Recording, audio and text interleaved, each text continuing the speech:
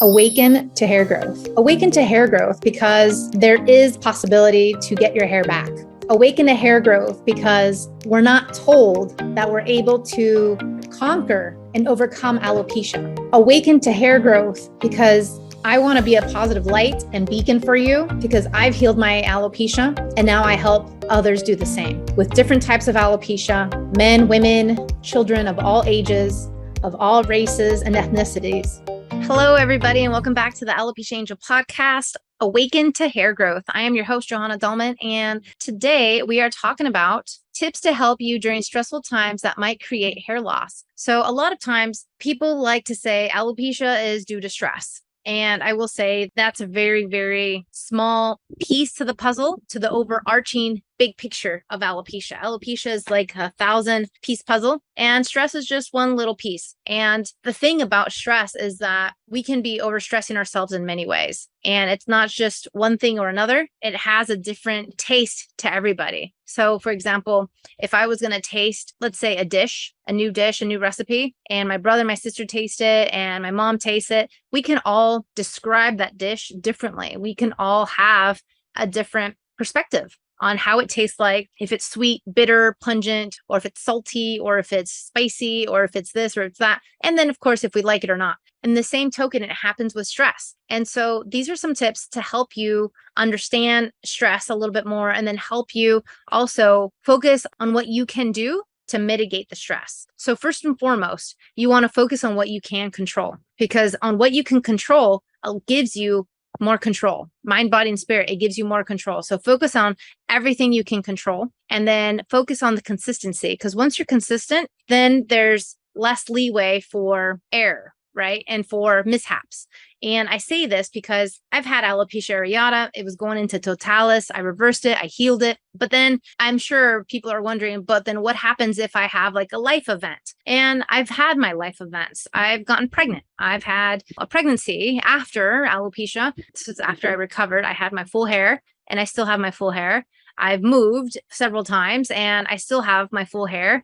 I've had stressful, situations. I've been through COVID and I still have my full hair. And the key to this, the key to healing and healing for good is to understand exactly all the lessons that I give, all the tools and learnings that I give within the Hair and Heal program, because this way it helps you to mitigate and helps you to put it into action. If I didn't put these lessons and these learnings into action, then I'd probably be seeing another cycle of alopecia. But you can say no to the cycles with putting everything into action. And that's just exactly what that is. So the stress is just a small part of the big picture.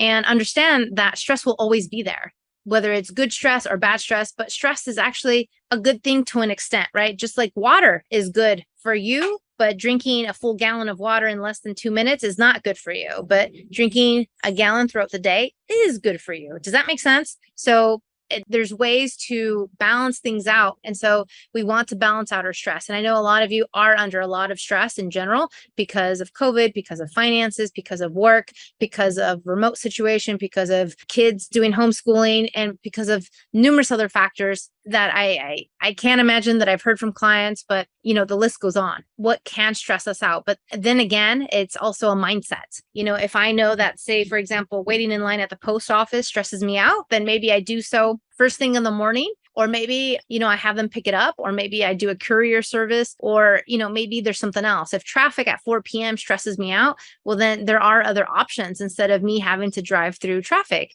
Maybe there's another route I could take. Maybe there's public transportation.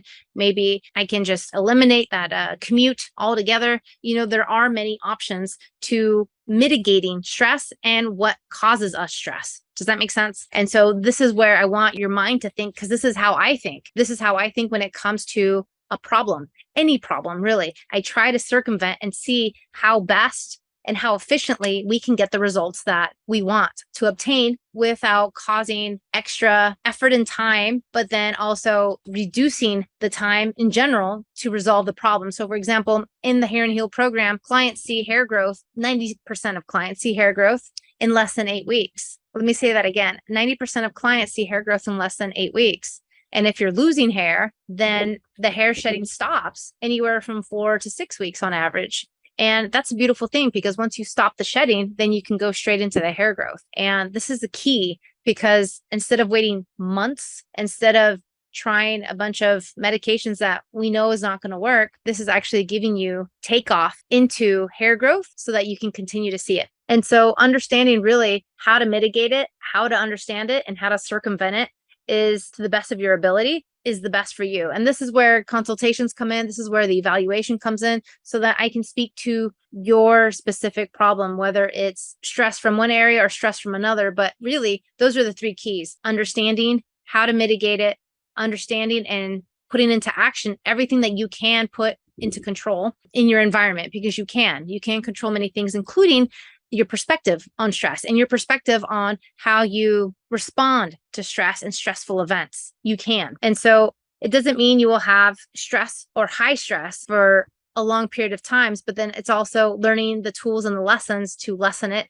on a daily basis, and then understanding how to prepare for it when, let's say, for example, you're moving or new job or a new life event happens. And sometimes you don't have enough time to prepare for it, but you can quickly put those lessons in that you've learned from the Hair and Heal program. And so this is key, so that you can mitigate it all and bounce back into life. And so again, even me, after healing alopecia, after reversing everything, I've had the life events. I've had pregnancies. I've had stressful events. I've had COVID. I've had moves, and not just from city to city, but from country to country.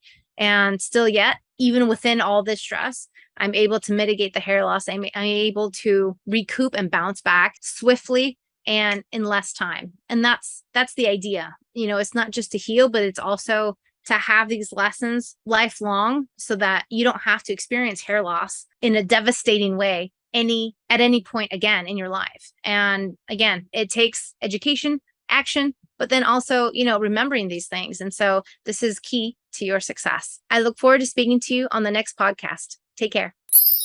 Thank you for listening to the Alopecia Angel podcast, a positive light in healing alopecia. You can do this, and we can help. Spread the word that reversing alopecia is possible by telling your friends and family.